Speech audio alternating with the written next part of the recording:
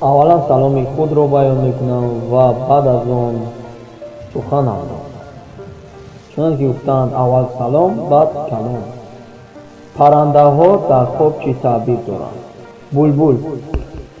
булбул дар хоб хидматгори хуб, сардор, роҳбар, зан ё ғуломе аст, ки барору бурдборӣ меорад.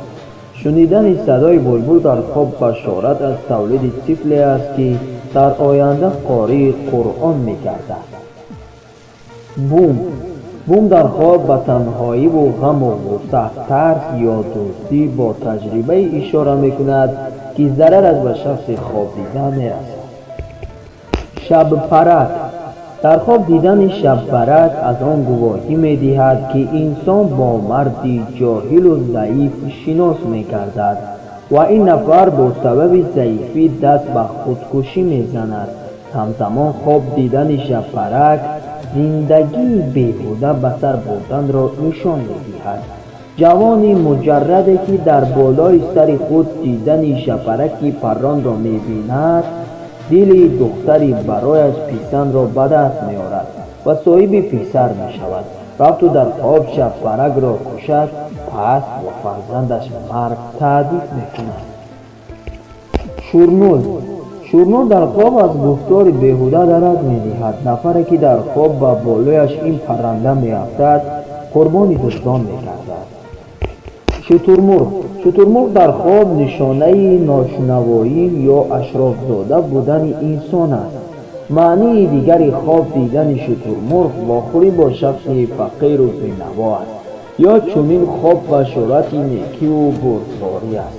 соҳиби шутурмурғ шудан дар хоб хушбахтӣ аст.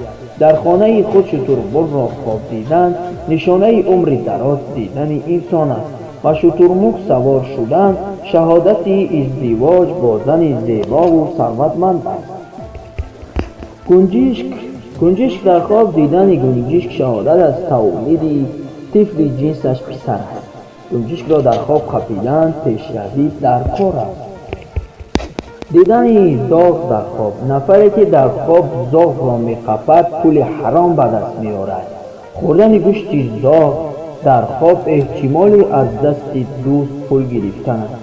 дидани зоғ дар хонаи худ аз содир намудани ҷинояти мадҳиш пешгӯӣ мекунад. дар хоб дидани зоғи аъло маънои онро дорад, ки шахси чунин хобдида бо нафарони барояш азиз ҷудо ва мусофир мегардад. ҳамзамон зоғи аъло дар хоб ишора ба ҷанг ва ба хок супоридани фавтидагон аст. кабутар дар хоб зани дӯстдошта аст. нафаре, ки дар хоб кабутарони зиёдеро ба даст меорад, аз шахсиятҳои машҳур кӯмаки молиявӣ мегирад. дар хона ё ҳавлии худ кабутар хоб дидан маънои издивоҷ бо духтари зебову меҳрубонро дорад. ҳамзамон кабутар дар хоб барои нафароне, ки дучори мушкилӣ ҳастанд ё яке аз пайвандони гумшудаи худро меҷӯянд, хабари хуш аст. ҳар нафаре, ки дар хоб кабутарро мефартояд, соҳиби давлат ва фарзанд мегардад. қурқури кабутар намунаи зани тақводор аст. агар кабутар дар хоб парида бар нагардад, ин нишонаи аз ҳам ҷудо шудани зану шавҳар ва марги ҳамсар аст. дар хоб ба даст овардани як кабутар расидан ба муҳаббати бузург ва издивоҷ аст. куршапарак дар хоб таҷассумгари зани ҷодугар аст. қоз ва ё ғоз мегӯем. қоз дар хоб ба маънои зани зебо аст. ҳамзамон қоз хоб дидан хабари хуш шунидан аст.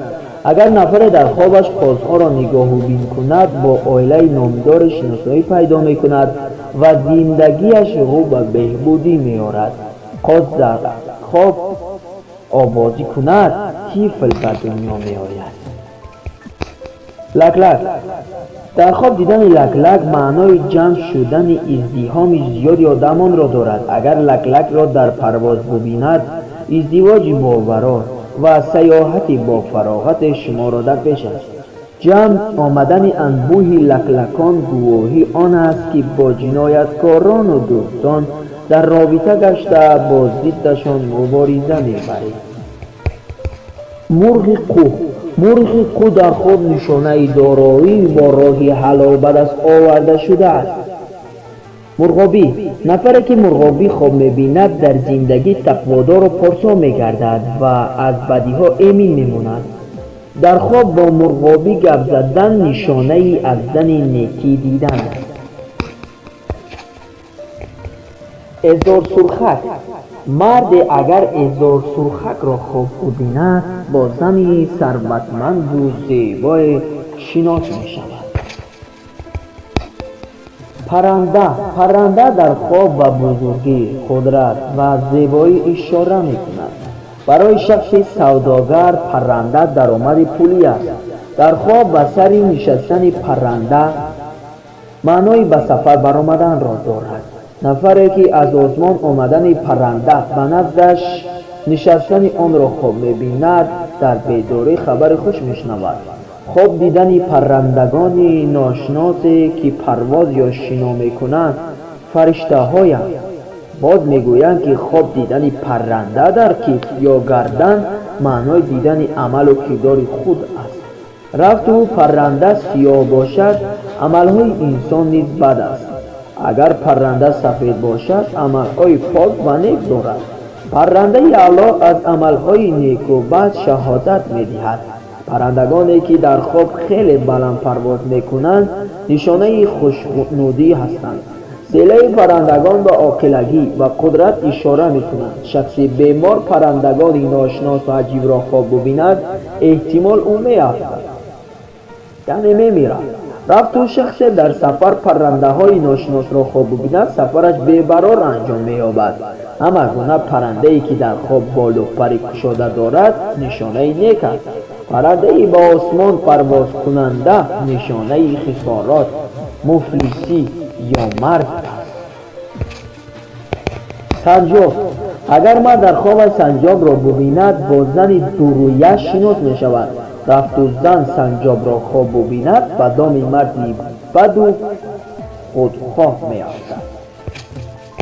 سوچ مینه در خواب از رابطه با نفر مذهبی و خداترسی لاغرندان خبردار می‌سازد. مینه در قفس از حادثه‌های ناگوار درک می‌دهد. مرغ دشتی در خواب همچون زن زیبا تعبیر می‌گردد. گوشت تیتاو در خواب مبلغی است که به زن تعلق دارد. همزمان مرغ دشتی در خواب نفری است که با او اعتماد بستن ناممکن است. طاووس مردی که طاووس خواب می‌بیند با زنی بای و ثروتمند ازدواج می‌کند.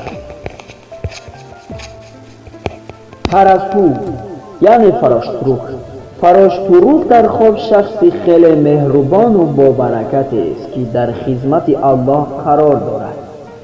چهچه فراشفروش در خواب پند و نصیحت شنیدن است. اصلا صدای پرندگان در خواب باید همین گونه تعبیر کرده شود و آن از بهتر گشتن موقع انسان دلالت می‌دهد. نفری که فراشفروش را در خانه خود یا در پرواز خواب می‌بیند پول حلال به دست می‌آورد. اگر در خواب فراشفروش را از خانه پریده روند نشانه واخوری با نزدیکان یا شنیدن خبری خوشی است که به کسب و کار وابستگی دارد. در خواب فراشفروش را قبیدن معنای بی‌وجدانانه پول به دست آوردن را دارد. این بود یک چند پرنده که به ما و شما معلوم است.